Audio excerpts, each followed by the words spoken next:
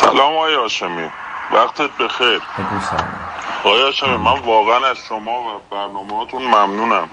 واقعا تشکر میکنم. من خودم جز کسایی بودم که یک عمر هیئت میرفتم تا 6-7 سال پیش.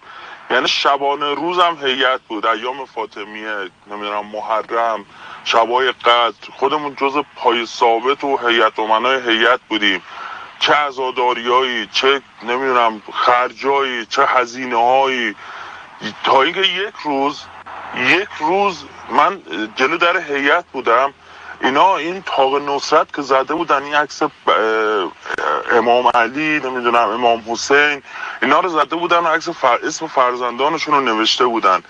من اینو نگاه میکردم، اصلا یه لحظه جا خوردم. همون روز تو هیئت این حاج آقایی که داشت صحبت میکرد، داشت از امام علی صحبت میکرد و از ظلمی که حضرت ابوبکر و حضرت عمر و حضرت عثمان در حق امام علی کردن. بعد من نگاه کردم دیدم نوشته عثمان ابن علی. آره، بعد من دیدم اینا رو نوشته عمر ابن علی، عثمان ابن علی، نمیدونم ابوبکر ابن علی، نمیدونم ابوبکر ابن حسین ابن علی. اصلا تعجب کردم. رفتم گفتم حاج آقا این قضیهش چیه؟ مگه میشه؟ آقا امام علی همه بهش ظلم کردن اینا، بعد اومده اسم عثمان، اسم نمیدونم ابوبکر گذاشته واسه بچه‌هاش. این جواب به من نداد. این واسه من اصلا شده بود یه چیزی تو ذهن من، انگار یکی داشت هی با خودکار میکرد تو مغزم، هی داشت اعصاب خوردی واسه من درست کرده بود. خیلی پیگیری کردم. به جای رسیدم که کلن از اسلام و دین و از همه چیز زده شدم. یعنی اصلا گریزون، فراری، دیگه بیخیال همه چیز شدم. دیگه نه چیزی به اسم دین واسم مهم بود، نه چیزی به اسم اسلام برام مهم بود، نه هیچی به هیچ وجه برام مهم نه. ببخش آقا هاشمی، وقتتونم دارم میگیرم، اگه گوش کردی، اگرم نه که فدای سرت.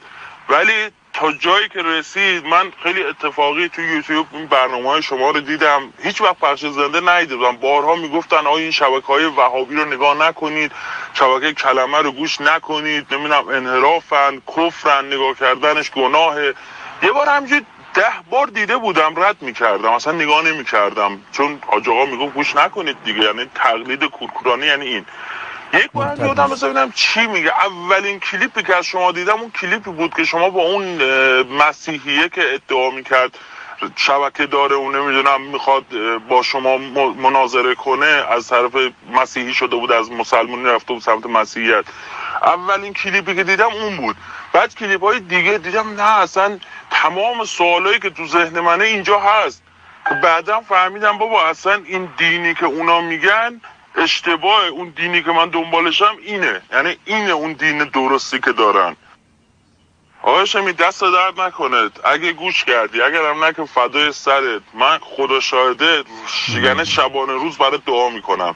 من الان خودم، همسرم، نمیدونم حالا فرزندم که کوچیکه، پدرم، مادرم، به خدا با کلیپای شما، با صحبتای شما رو براشون بازگو میکنم، یا کلیپاتون رو میذارم گوش میکنن. نمیدونم یه چند وقتی هم از شبکه کلمه رو تو خونه ماهواره نصب کردم، گوش میکنیم، نگاه میکنیم. به خدا واقعا تشکر میکنم ازتون.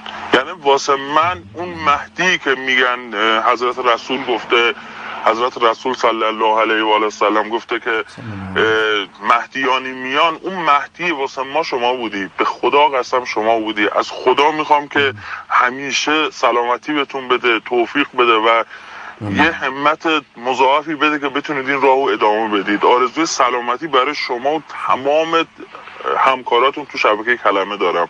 خیلی ازتون ممنونم. آقای هاشمی، من به جرئت میتونم بگم بالای 500-600 کلیپ از شما دیدم. کلیپ های 1 ساعته، مثلا برنامه های تریبون آزاد، شاید بگم 100 تا 200 تا نمیدونم برنامه کامل شما رو دیدم. واقعا راهو دارید درست میرید، به خدا راهو دارید درست میرید. امثال اون علی شریفی و اون نمیدونم حمید و ابن مالک و حجت الاسلام ابراهیم و نمیدونم آخوندی و به خدا مردم میفهمن، آقای هاشمی من بازم سلام عرض میکنم. آقای هاشمی باور نمیکنید من چه شبایی تا ساعتهای 3، 4، 5 صبح هیئت میرفتیم. هر شبای محرم شبی 3 4 5 هیئت عوض میکردیم. مثلا شب 8 میگفتن شب علی اصغر، من خودم مثلا یه حس خاصی به اون شب داشتم. اون شب من بعد از اذان مغرب، اذان عشا دیگه هیئت بودم تا 5 صبح. مثلا تهران میرفتیم، فاصله ما تا تهران نزدیک 70-80 کیلومتر، نزدیک 100 کیلومتر. باور کنید تا تهران میرفتیم به خاطر اینکه 5 صبح 4 صبح هلوش اذان صبح هیئت‌های بزرگ و معروفی بود اونجا برسیم. بعد یا توی محل خودمون مثلا دهه دوم محرم یا ایام فاطمیه یا شبای قدر هیئت‌هایی که بچه هیئت گونه ما برگزار کنیم نداشتیم. به خاطر همین خودمون جمع شدیم، هیئتی راه انداختیم که دههای دوم و سوم محرم، چون دهه اول معمولا شلوغ و هیئت و مساجد زیادن، حسینی ها زیاده، دهه دوم و سوم خودمون هیئت شبانه برگزار میکردیم. مثلا در حد دهه دوم 200-300 نفر 400 نفر. دههای حالا بچه‌های تو ایران هستن اینو بشنون احتمالاً بهتر میدونن منظورم چیه.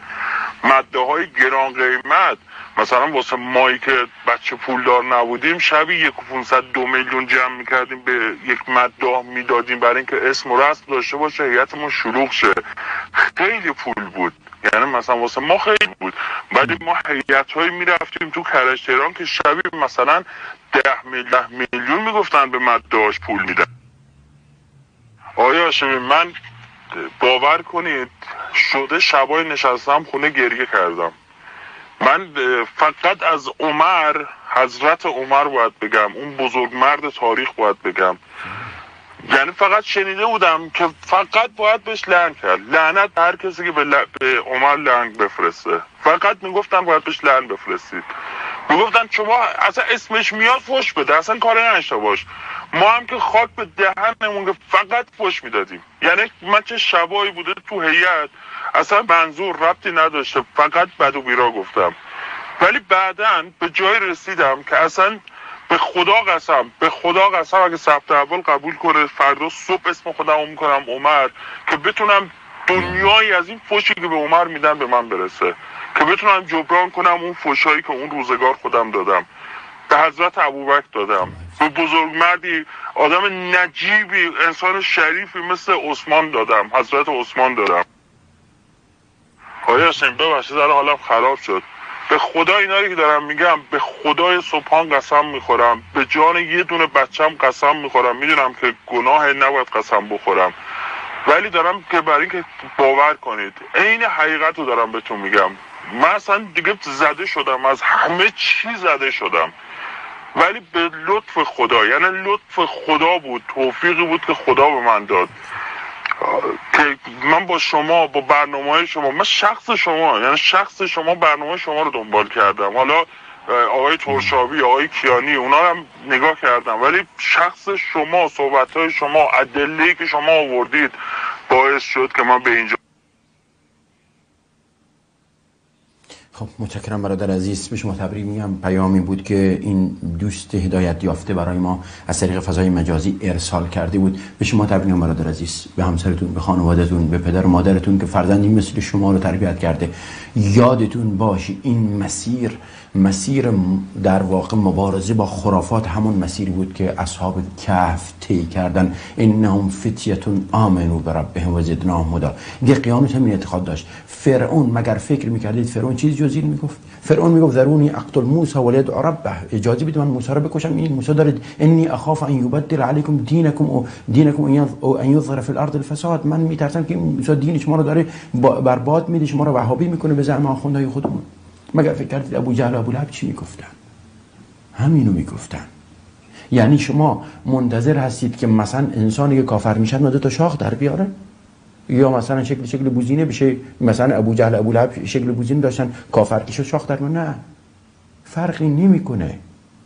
به هر صورت آخوندها مسیر انحرافی رو بر مردم تحمیل کردن.